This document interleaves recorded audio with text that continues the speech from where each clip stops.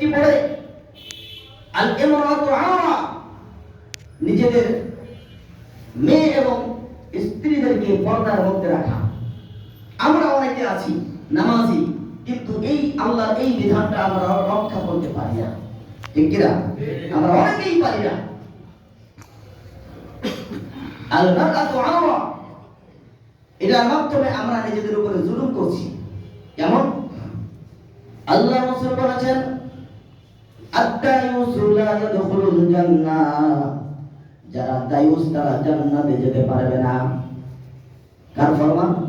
আল্লাহ রাসূল বলেছেন আদ-দায়ুসু লা ইয়াদখুলুল জান্নাহ, যারা দায়ুস তারা জান্নাতে যেতে পারবে না। আল্লাহর হাবিবের কাছে সাহাবায়ে কেরাম জিজ্ঞাসা করলেন, ইয়া রাসূলুল্লাহ, দায়ুস কারা? আল্লাহ রাসূল বললেন আল মারআতু আওরা, মহিলারা হচ্ছে পর্দানিশী সম্মানিত। মহিলাদেরকে পর্দার সাথে সম্মান রক্ষা যারা করতে পারে না, ওই সমস্ত পুরুষ হচ্ছে দায়ুস। মূলত তারা নিজেরা নিজেদের নফসের উপরে জুলুম করছে। আমি আপনার আমার মেয়ে সন্তানদেরকে পর্দায় রাখি না। আমরা মনে করছি যে আমরা বেঁচে যাচ্ছি, আমরা তো নামাজ পড়ি, হজ করি, যাকাত দেই, আমরা তো ইসলামের মধ্যে আছি। কিন্তু আপনি আমি যে আমার মনের অজান্তে জুলুম করছি নিজের উপরে, আমার মেয়ে সন্তানদেরকে পর্দার মধ্যে না রেখে মূলত আমি হয়ে যাচ্ছি দায়ুস। আমরা তো উল্টা ব্যাখ্যা করে দেই যে মহিলারা পর্দা রক্ষা করে না, আমরা সেই মহিলাদেরকে বলি তারা দায়ুস। মূলত দায়ুস কারা?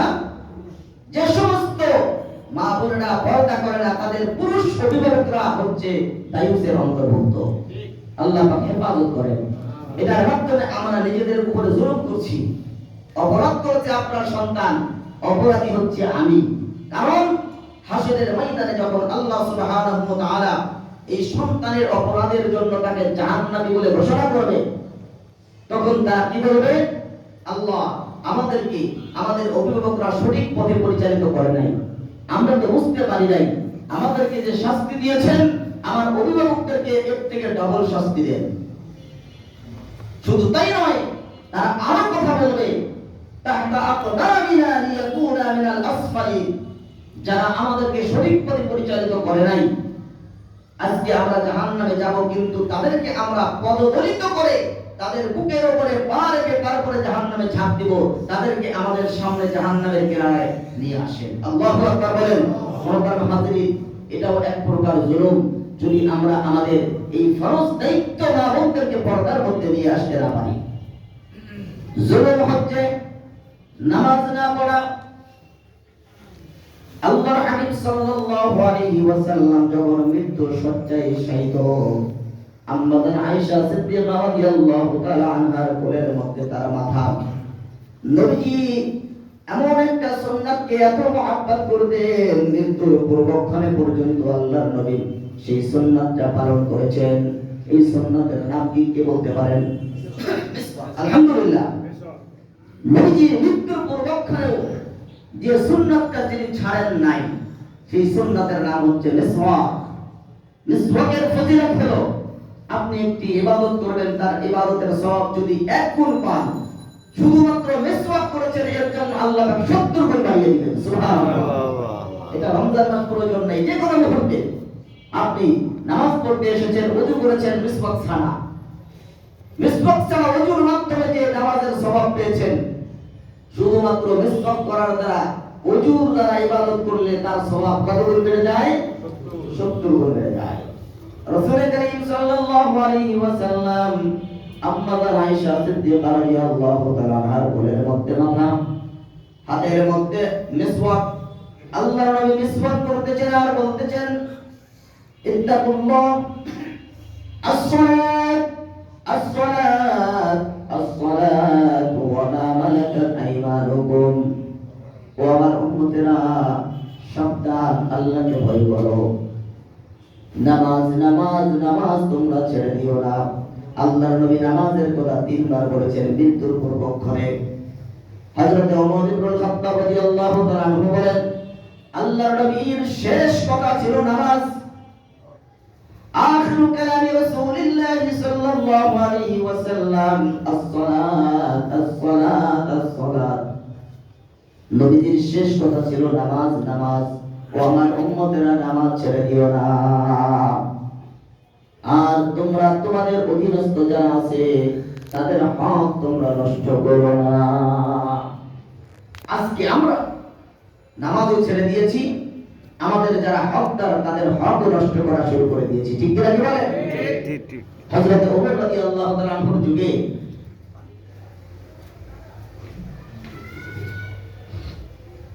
হযরত ওমর ইবনুল খাত্তাব রাদিয়াল্লাহু তাআলা আনহুর যুগে একটা সন্তান তার পিতাকে মেরেছে। হাদিসের মধ্যে এসেছে ওমর ইবনুল খাত্তাব তিনি কেমন বিচারক ছিলেন জানেন? নিজের সন্তানকে পর্যন্ত তিনি ছাড় দেন নাই। ঠিক কিনা বলেন? ওমর রাদিয়াল্লাহু তাআলা আনহু পিতাকে প্রহার করার কারণে সন্তানকে ডাকলেন। ডাকার পরে ওমর রাদিয়াল্লাহু তাআলা আনহুর সামনে দাঁড়িয়ে সন্তান কাঁপাকাঁপি শুরু করে দিয়েছে, ভীত সন্ত্রস্ত। হায়রে, আমার তো উপায় নাই। সন্তানের এই প্রকম্পন দেখে ওমর রাদিয়াল্লাহু তাআলা আনহু দেখলেন তাকে একটু স্থির করতে হবে, না হলে কথা বের করা যাবে না। ওমর রাদিয়াল্লাহু তাআলা আনহু তাকে বললেন, তুমি তোমার পিতাকে মেরেছো, তুমি এমন হক নষ্ট করেছো, তুমি তোমার পিতার উপরে জুলুম করে ফেলেছো, কিন্তু তোমাকে আমি জিজ্ঞাসা করি, বলো তোমার পিতা কি তোমার কোনো হক নষ্ট করেছে কিনা, তোমার উপরে জুলুম করেছে কিনা? সন্তান একটু স্থির হলো। স্থির হওয়ার পরে তিনি বললেন যে আমার পিতা আমার হক, আমার মা আমার হক নষ্ট করেছে কিনা ছোটকাল থেকে আমি জানি না। তখন তিনি জিজ্ঞাসা করলেন যে তোমার পিতা নামাজ পড়ে কিনা, তোমার পিতা তোমাকে নামাজ পড়তে শিখিয়েছে কিনা, তোমার মা তোমাকে সৎ পথে চলতে শিখিয়েছে কিনা?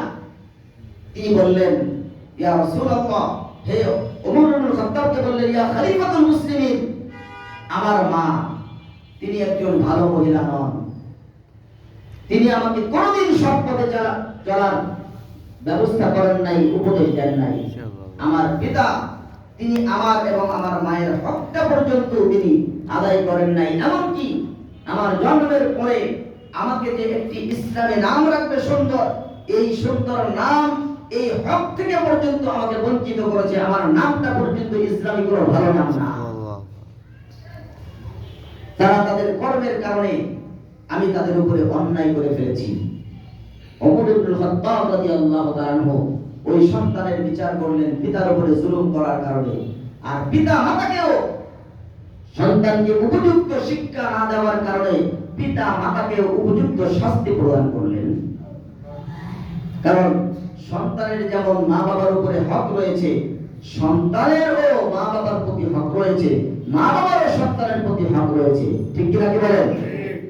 সন্তানের হক পিতার বিবাহের পূর্বেই এই হকটা তাকে প্রদান করতে হবে। পিতা যেন একটা নেককার মহিলা বিবাহ করে, সন্তান জন্মের পরে যেন তার কানে আযানের ইকামত দেয়, 7 দিন বয়স হওয়ার সাথে সাথে তার জন্য যেন একটি ইসলামী সুন্দর অর্থবহ নাম রাখে।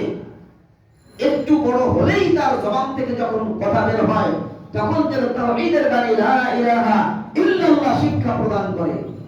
আরেকটু বড় হলেই তাকে যেন নামাজের প্রশিক্ষণ প্রদান করে। 7 বছর বয়স হলেই, 10 বছর বয়স হওয়ার সাথে সাথে সে যদি নামাজের প্রতি যত্নবান না হয়, আল্লাহ রাসূল বলেছেন তাকে মেরে মেরে হলেও নামাজের অভ্যস্ত করবে। ঠিক কি না বলেন? এটা হচ্ছে সন্তানের হক। এই হক আজকে আমরা পিতামাতা অভিভাবক হয়েও আমরা লঙ্ঘন করছি, আর আমাদের সন্তানরাও বড় হয়ে মা বাবার সেই খেদমতার হক তারাও নষ্ট করছে। ঠিক কি না বলেন? এজন্য উভয়ের প্রতি আমরা জুলুম করছি। এই জুলুম থেকে আমাদেরকে বাঁচতে হবে। আল্লাহর হাবিব সাল্লাল্লাহু আলাইহি ওয়াসাল্লাম বলেছেন, জুলুম এমন একটি অপরাধ, কিয়ামতের ফুটফুটে অন্ধকারাচ্ছন্ন অবস্থার মধ্যেও এই জুলুম যারা করবে তারা অন্ধকারের কঠিন গহ্বরে, অতল গহ্বরে নিমজ্জিত হবে। এই অন্ধকার বলে বোঝানো হয়েছে তারা অপরাধী হয়ে চিরস্থায়ী জাহান্নামে চলে যেতে হবে। এজন্য জুলুম, আমরা শুধু জুলুমকে একটা ব্যাখ্যা করলে চলবে না। জুলুম চতুর্মুখী একটি বিষয়। জুলুম থেকে আমাদেরকে বাঁচতে হবে। আল্লাহ পাক রব্বুল আলামিন এর জন্য ঘোষণা করেছেন রজব মাস আসলে তোমরা নিজেদের উপরে জুলুম করো না। আল্লাহ পাক বলেন নাই যে অন্যের উপরে জুলুম করো না, এটা বলেন নাই। মুহতারাম হাজিরিন, এজন্য চলমান রজব মাস আমাদের মাঝে বিরাজমান। আমরা এই মাসের পূর্বে যারা যে অন্যায়ের মধ্যে লিপ্ত ছিলাম, অন্যায়গুলো ছেড়ে দিব। এই মাসের সম্মান রক্ষা করব, এই মাসের ইজ্জত রক্ষা করব, এই মাসে বেশি বেশি করে নেক আমল করব। রজব মাসের নেক আমল যতটুকু বাড়িয়ে দিব, দেখবেন শাবান মাসে তার থেকে একটু বেশি আমল করার সুযোগ, তৌফিক, বরকত আল্লাহ পাক দান করবেন। যারা রজব আর শাবান মাসে ইবাদত বন্দেগী করতে করতে অভ্যস্ত হবে, গুনার কাজ ছাড়তে অভ্যস্ত হবে, রমজান মাস আসলে তাদের থেকে গুনাহ প্রকাশ হবে না, বরং নেক কাজ আগের তুলনায় অনেক অনেক গুণ বেড়ে যাবে। ঠিক কি না বলেন? আর যারা ছাড়বে না গুনাহ, দেখবেন রমজান মাসেও তারা এই পাপকে ছাড়তে পারবে না। সারাদিন গুজে রাখবে, রাতের বেলা তাদের যে আড্ডা ছিল, মদ জুয়ার আড্ডা, এটা চলমানই থাকবে।